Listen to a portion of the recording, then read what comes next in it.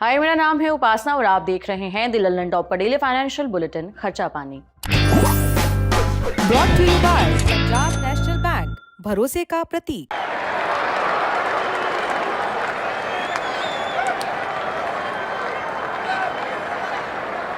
देश के शेयर बाजारों में इन दिनों उथल पुथल मची हुई है, कई दिनों से जारी है।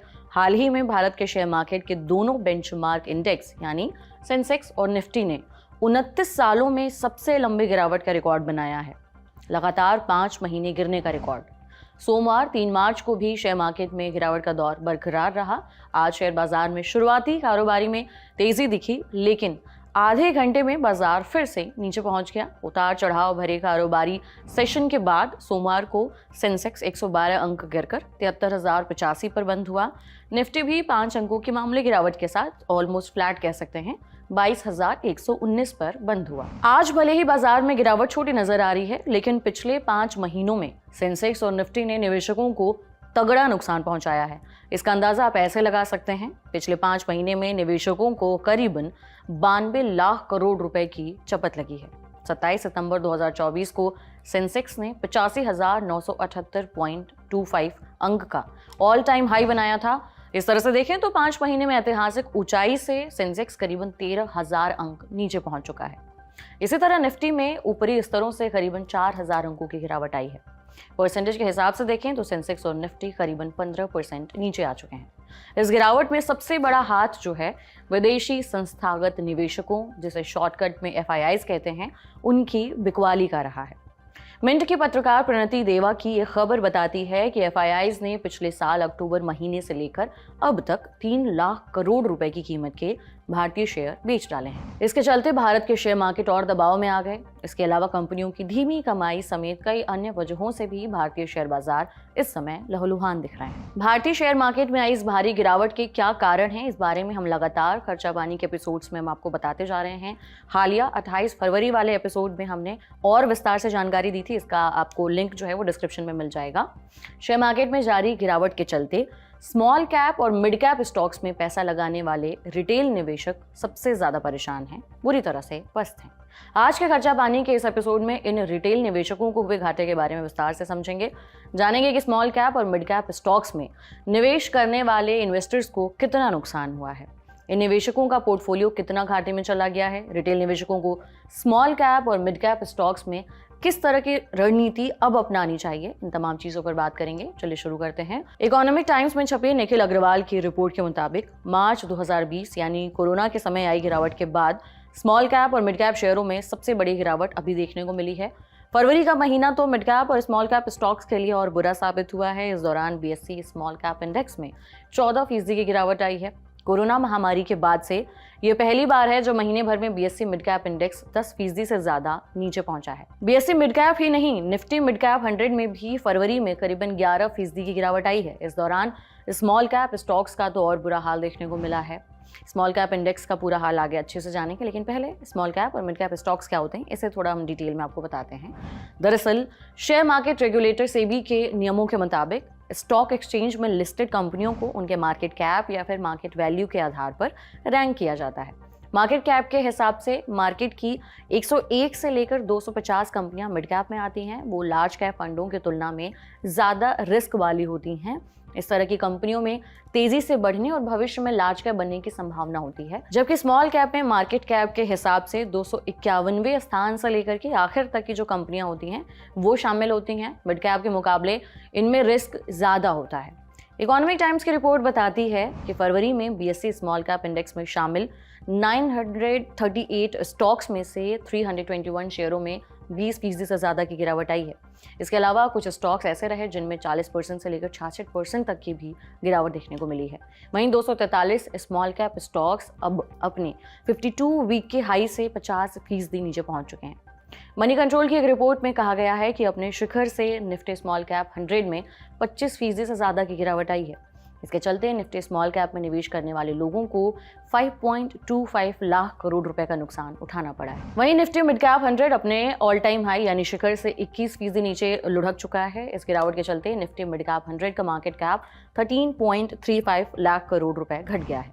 यानी निफ्टी मिड कैप निवेशकों की निवेश की मार्केट वैल्यू 13.35 लाख करोड़ रुपए घट चुकी है। IF ग्राफिक के जरिए इस साल फरवरी में 10 सबसे ज्यादा गिरने वाले स्मॉल कैप इंडेक्स के स्टॉक्स के बारे में जानते हैं। स्क्रीन पर आपको एक तरफ BSE स्मॉल कैप स्टॉक दिख रहे होंगे, दूसरी तरफ है फरवरी के महीने में आई उनमें गिरावट।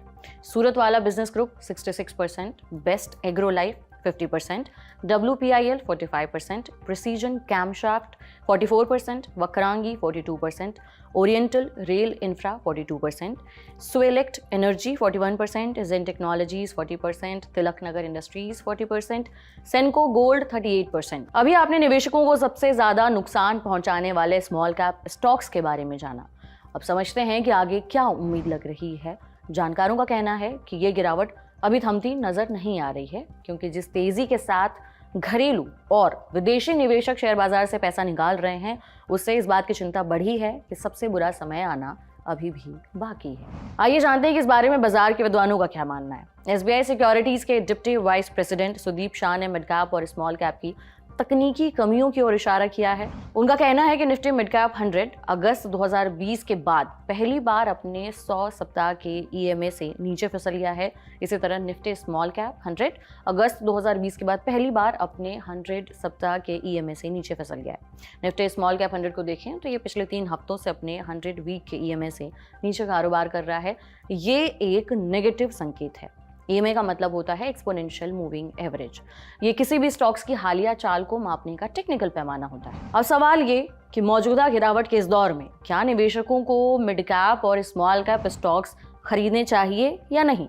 बिजनेस टुडे की एक रिपोर्ट में कैनरा रोबेको म्यूचुअल फंड के इक्विटी हेड श्री दत्ता भंडावालदार कहते हैं कि मिड और स्मॉल कैप स्टॉक्स अपने ऐतिहासिक औसत से 15 to 20% ऊपर है, जबकि लार्ज कैप स्टॉक्स की वैल्यूएशन सही स्तर पर आ गई है। लार्ज कैप में बड़ी पूंजी वाली कंपनियां शामिल की जाती हैं। ये अच्छी तरह से स्थापित कंपनियां होती हैं। इन कंपनियों का मजबूत ट्रैक रिकॉर्ड होता है। लार्ज कैप में टॉप 100 कंपनियां शामिल होती हैं। ज़्यादातर एक्सपर्ट इनमें निवेश को सुरक्षित मानते हैं। भंडवालदार का मानना है कि 1 से 2 साल की अवधि के नजरिए से देखें तो निवेशकों को लार्ज कैप में निवेश करना फायदेमंद हो सकता है, जबकि अगर नजरिया लंबी अवधि का है तो मिड और स्मॉल कैप में भले ही पैसे लगा सकते हैं। उनका कहना है कि मिड कैप और स्मॉल कैप स्टॉक्स को रिकवर होने में लंबा वक्त लग सकता है। क्वेस्ट इन्वेस्टमेंट एडवाइजर्स के CEO राजकुमार सिंघल ने कहा कि इनकम में कमी आने से स्मॉल और मिड कैप कंपनियों के शेयरों को भारी नुकसान उठाना पड़ा है।